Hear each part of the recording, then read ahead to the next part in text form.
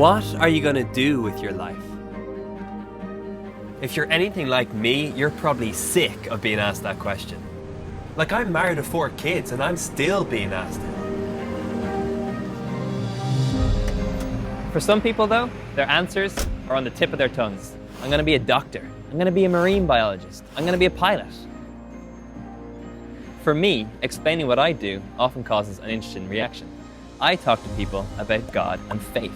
Now, sometimes I love this because it opens up a conversation about what we believe, and other times I dread it because I'm afraid of being labelled a fanatic or a holy Joe. The arguments made against the existence of God are everywhere. Books, websites, and all sorts of people can be quite vocal about it. I want to present the other side of the story and start an honest conversation about questions of faith and belief that we all struggle with. So let's start with a question. How did we get here? Or better yet, how did all this get here?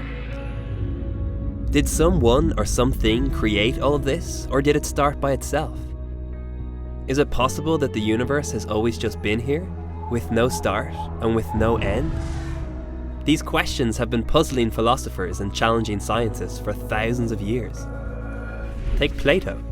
He was one of the most influential thinkers in history. He argued that if you see something moving, then something must have moved it, and that if you traced every movement back in time, you would find the source of all movement. Say you're at home, looking at your window, and you see a ball come flying towards you. Do you assume that the ball has just always been in motion, just bouncing around the cosmos? Or worse, the ball comes crashing through your window. Will your first thought be, wow, I guess the ball was just always moving?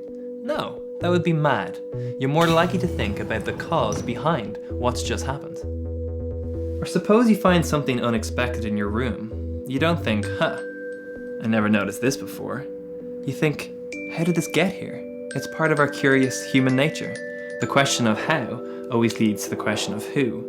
Who left this in my room? Who broke my window?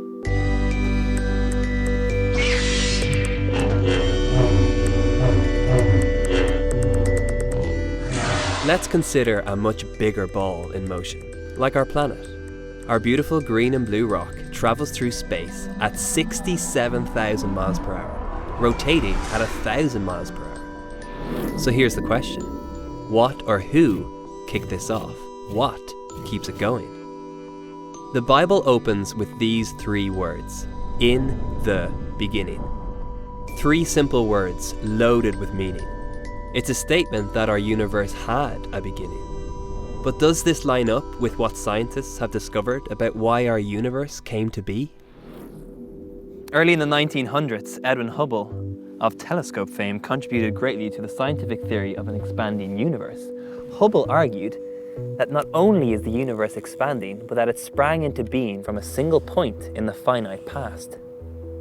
Scientists used to assume that the universe had always just existed. Scientists like Hubble now show us that the universe had an initiation event or starting point. My point, though, is that if the universe had a beginning, it's fair to suggest that something caused it, and that this powerful creative force must be beyond the universe itself. For me, it seems that both science and faith recognize the possibility of this powerful creative force. If this force is God, it might go a long way to explaining why we're here and how we're even able to have this conversation.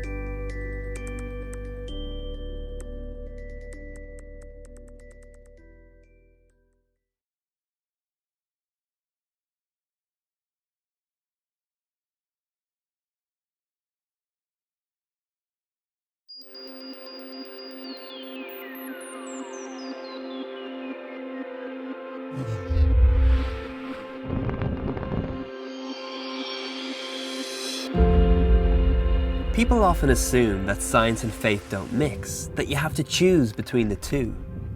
Or someone might say, this faith stuff is interesting, but I'm more of a science person. I don't think it needs to be as black and white as that. As in, I know loads of people that are really passionate about their science, that they believe in God.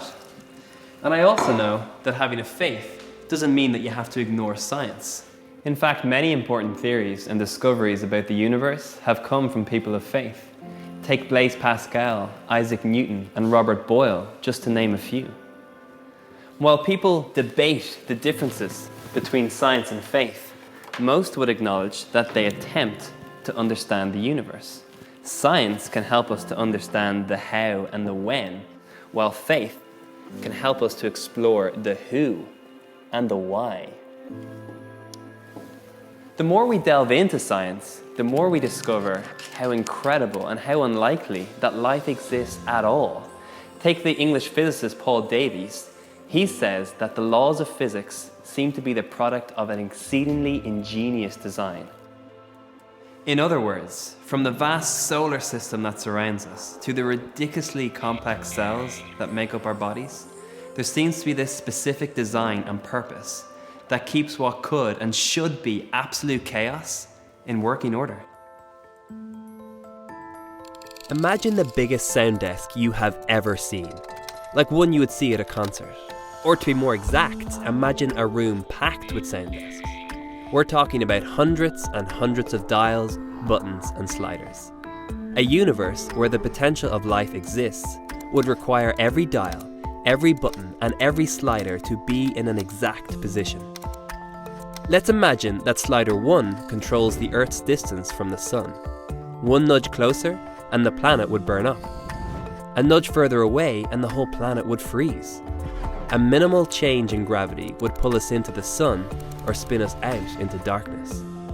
Turn down the oxygen even slightly and life just ceases. The American scientist Francis Collins explains that there are 15 constants in the universe, things like gravity, the speed of light and the boiling point of water.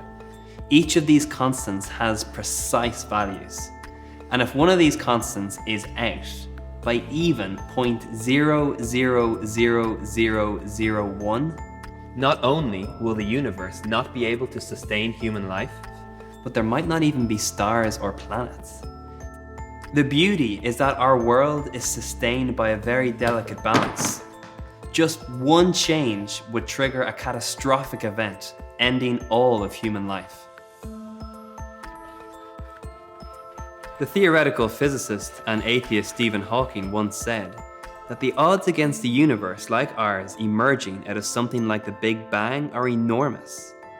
He said it would be difficult to explain why the universe would have begun in just this way, except as the act of a God who intended to create beings like us. That's a significant statement from a once-in-a-generation kind of genius. But to be fair to Hawking, although he recognizes God as a possible answer to understanding the complexity of the universe, he is working alongside other incredible scientific minds to offer alternative explanations. But for me, I find myself simply amazed at what it requires for even the universe to just exist. And as I look at the beauty around me, it reminds me of a line in the Bible by the Apostle Paul. He said, "For ever since the world was created, people have seen the earth and sky. Through everything God made, they can clearly see his invisible qualities, his eternal power, and divine nature." Now, of course, it is possible that our existence is down to chance or probability, but it's as unlikely as a monkey typing on a typewriter and eventually producing one of Shakespeare's sonnets. So we have to come to one of two conclusions. Either we exist as a result of mind-boggling chance or breathtaking design.